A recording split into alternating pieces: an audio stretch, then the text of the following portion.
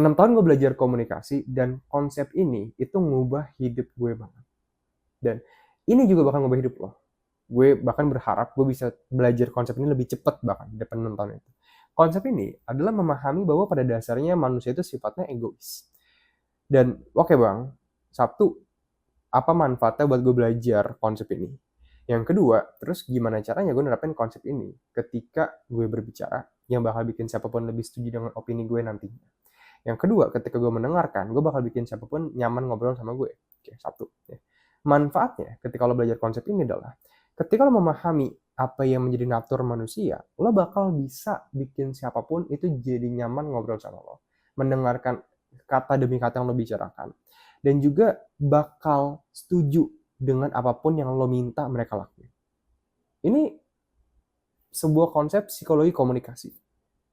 Ketika lo memahami apa yang manusia butuhkan dan lo kasih hal tersebut, maka lo punya power akan manusia tersebut. Itu konsep kekuasaan yang secara simpel banget dari Machiavellianism bahkan. Dan oke bang, kalau kayak gitu kenapa Sabtu? Ya, apa itu manusia egois dalam tanda kutip? Yang kedua, gimana nerapinnya? Satu, manusia egois yang gue maksudkan dalam konteks ini itu berarti bukan konotasi yang negatif.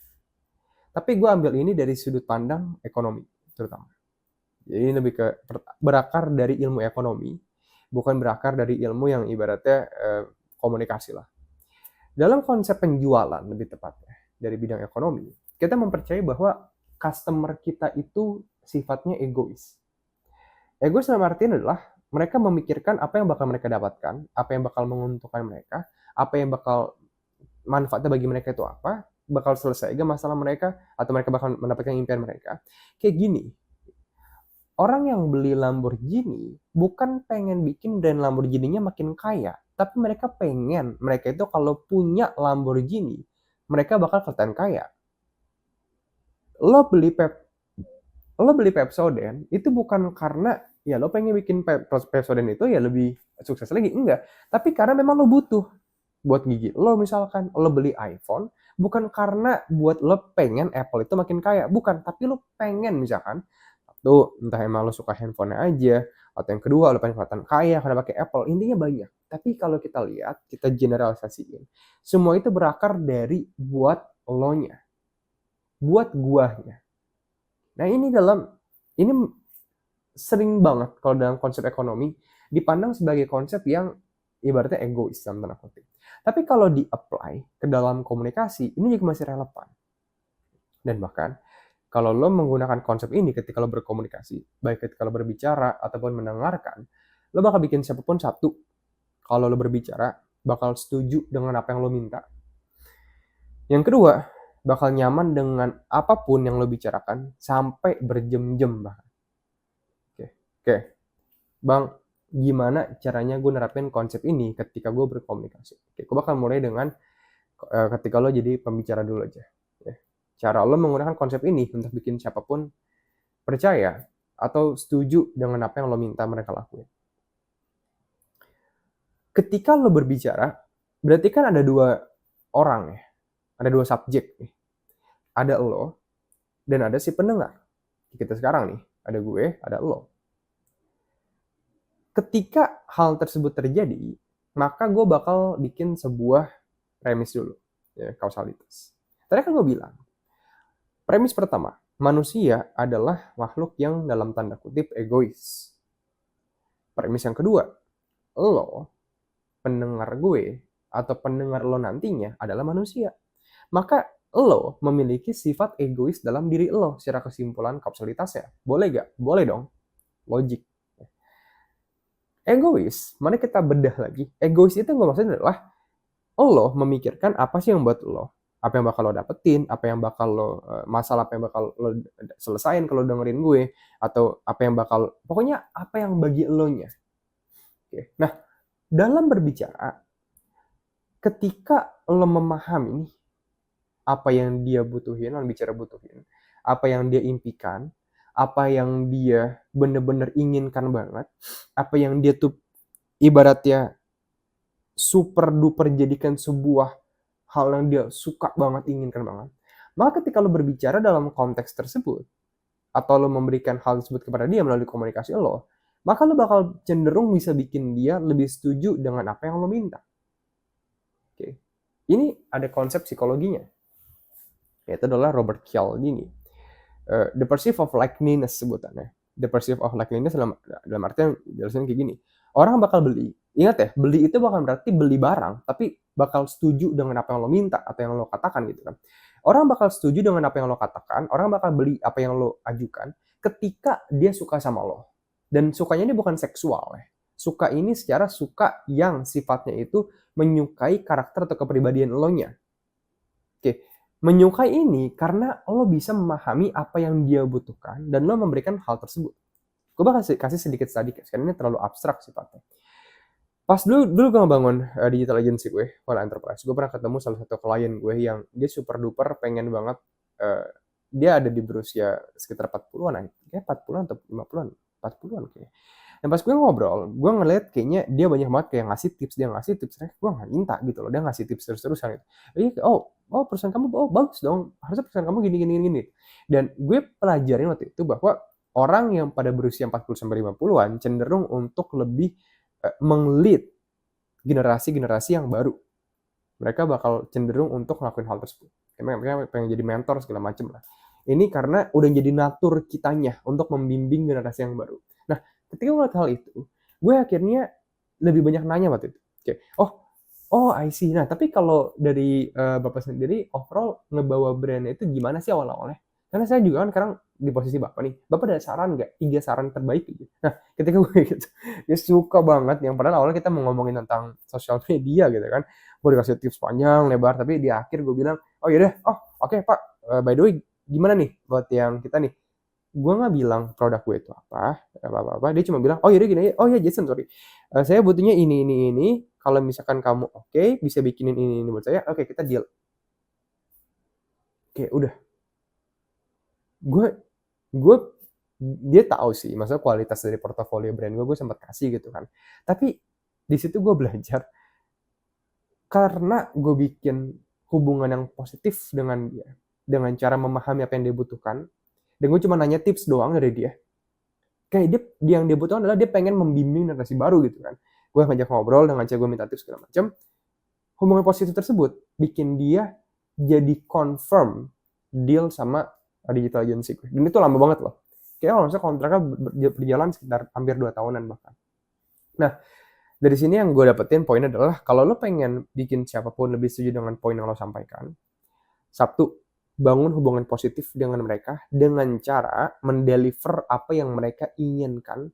Dan ini bisa lo dapetin ketika lo ngelakuin namanya active listening. Lo mendengarkan mereka secara seksama dan lo mencari kebutuhan mereka itu apa dari diri lo dan lo kasih hal tersebut kepada mereka. Oke. Dan yang paling kuat adalah kebutuhan emosional. Contoh yang tadi, kayak misalkan dia pengen membimbing generasi baru, itu kuat banget karena itu kebutuhan emosional.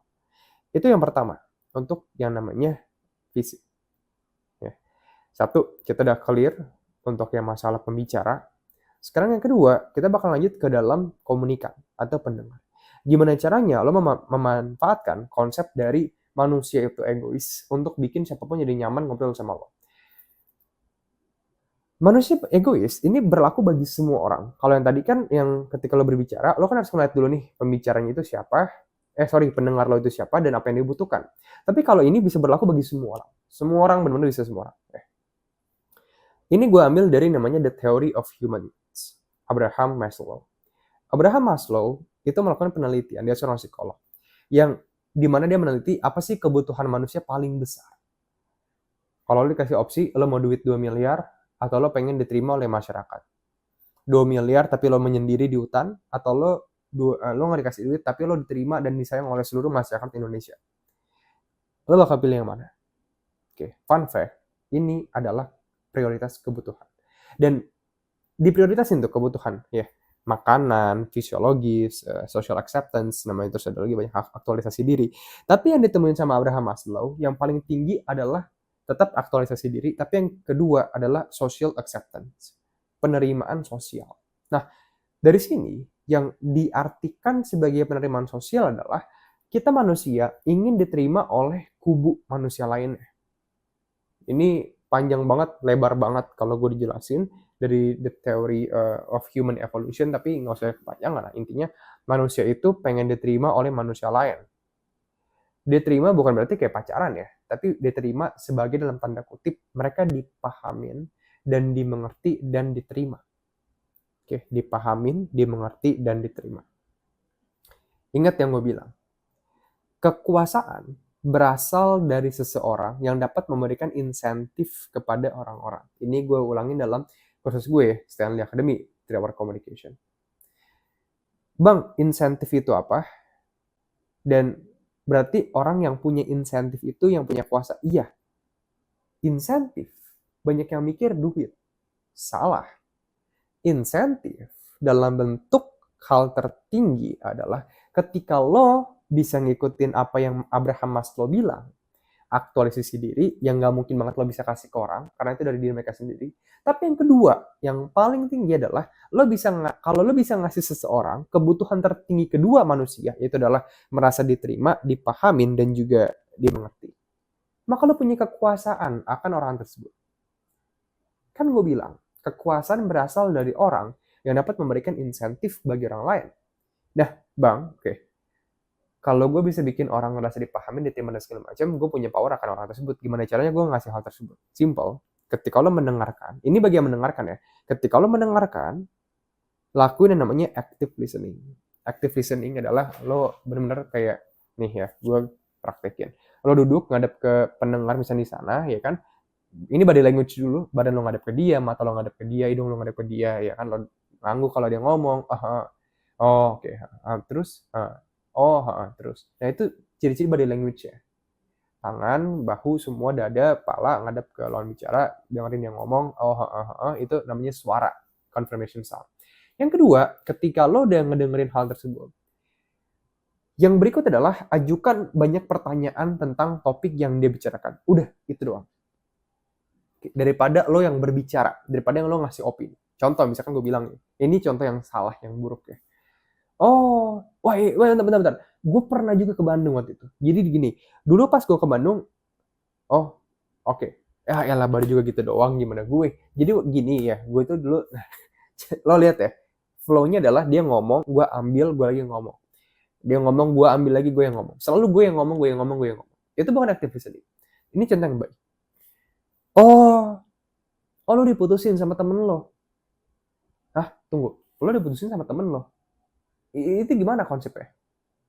Oh, jadi lo dulunya teman, tapi agak ada feeling tapi belum legal jadi pacar gitu. Oh, oke. Tapi sekarang dia masih kontekan sama lo gak? Oh, udah enggak. Yang menarik gini, kalau lo udah gak kontekan sama dia, lo udah move on belum dari dia? Nah, lo lihat ya, itu gue lebih banyak nanya. Ketika gue ngelakuin hal ini, dan dia lebih banyak ngomong, semakin banyak hal yang dia sampaikan kepada gue, maka dia akan lebih merasa dimengerti oleh gue. Ketika dia merasa dimengerti oleh gue, balik lagi ke poin yang tadi gue bilang, tentang Abraham Maslow. Nah, jadi, ngelakuin active listening. Selalu kemanapun lo pergi. Nah, by the way, bagi lo pada, gue pengen informasiin sesuatu.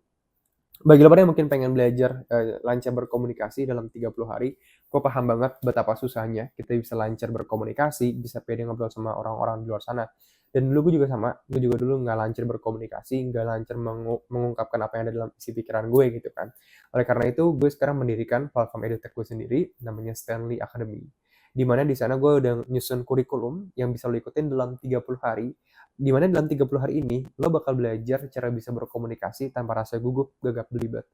Bahkan nguasain skill-skill komunikasi yang lebih advance, kayak berretorika, bikin siapapun bilang iya ke yang lo minta, bikin siapapun gak sabar pengen ketemu sama lo lagi, dengan nerapin karisma.